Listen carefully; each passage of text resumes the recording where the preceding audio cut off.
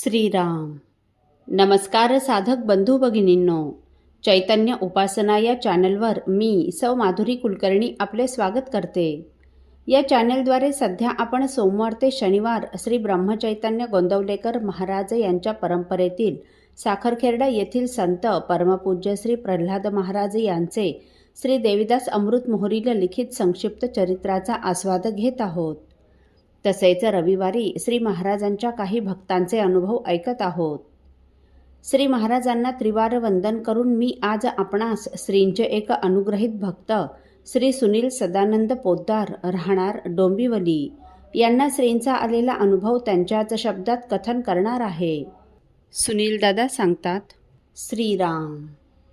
आपल्या एक गुरु भगिनी स्वरचित अभंग पदे स्वतः गायन करतात व मोठ्या प्रेमाने त्याची व्हिडिओ मला पाठवतात. दिनांक 8 फेब्रुवारी 2026 संत गजानन महाराज प्रगट दिनाच्या अतिशय मंगलदिनी असेच त्यांनी मला पाठविलेले स्वरचित गजानन महाराजांवरील अतिशय सुंदर पद मी ऐकत असता मनात विचार आला मात्र की आज अजून आपल्याला गजानन महाराजांचा प्रसाद मिळाला नाही. आणि तेवढ्यातच माझा एक मेव्हणा मुंबईवरून आमच्या घरी आला. तो दुपारी आमच्या डोंबिवली येथील त्याच्या मित्राकडे गजानन महाराज प्रगट दिनानिमित्त आला होता. आपल्याकडे आल्या आल्या त्याने गजानन महाराजांच्या प्रसादाचे प्लास्टिकचे ताटच माझ्यापुढे ठेवले. श्री आपली घरपोच प्रसादाची व्यवस्था नेहमीच करतात बुवा. श्रींच्या संतांच्या या प्रेमाला काय बोलावे.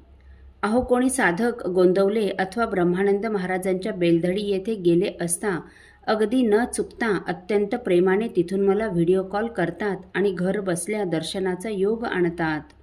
अगदी 10-12 दिवसांपूर्वी तर आमच्या प्रेमातील कुटुंबातील सदस्यच म्हणा ना, एक तरुण मुलगा श्रींचे सद्गुरू तुकामाई यांच्या समाधीस्थानी येहळेगाव येथे गेला असता त्याने देखील मला व्हिडिओ कॉल करून समाधी दर्शन करवले.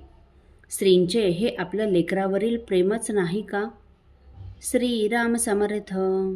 साधक हो, सुनील दादांवर श्रींचे किती असीम प्रेम आहे हे त्यांच्या जवळच्यांना माहीत आहेच. म्हणूनच तर गेले 7-8 वर्षे गोंदवले येथे काही कारणाने जाऊ न शकलेल्या दादांना श्री घर बसल्या दर्शन करवतात आणि प्रसाद पोहोचवण्याची व्यवस्था देखील करतात. खरं पाहता आपण करत नाही त्याच्या कित्येक पटीने श्री आपल्यावर प्रेम करत असतात. फक्त आपल्याला त्याची जाणीव नसते. त्यांचे प्रेम लाभण्यासाठी गरज आहे फक्त त्यांच्याशी एकनिष्ठ राहायची आणि त्यांना शरण जाण्याची. अहो, एकनिष्ठपणे श्रींना जे शरण जातात त्यांना ते कधीच विसरत नाही. जशी परक्या देशात सासरी गेलेली मुलगी आई वडिलांची माहेरची सारखी आठवण काढत असते, जसे पतिव्रतेचे मन सतत पतीभोवताली घोटाळत असते, तसे श्री भक्ताच्या ठिकाणी गुंतून पडतात. एकनाथ महाराज तर स्वानुभवाने सांगतात की जनार्दन स्वामींच्या कृपेने आपल्याला देव भक्ताचे नाते समजले.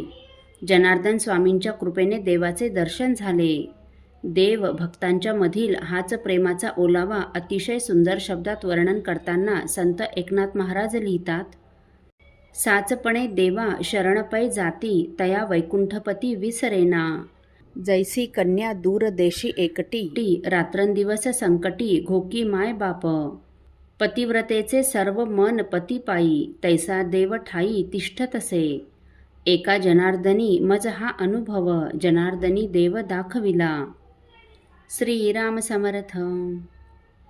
साधक हो, आपल्यापैकी कोणा श्रींच्या भक्तांना श्रींचे असेच काही अनुभव आले असतील तर इतर साधकांचे श्री महाराजांवरील व त्यांचा प्राण असलेल्या नामावरील प्रेम वृद्धिंगत व्हावेत या पवित्र हेतूने आपण मला ते 9422843253 अथवा सुनील दादांच्या 9892608401 या व्हॉट्सअप नंबरवर कळवावेत अशी नम्र विनंती. श्रीराम समर्थ.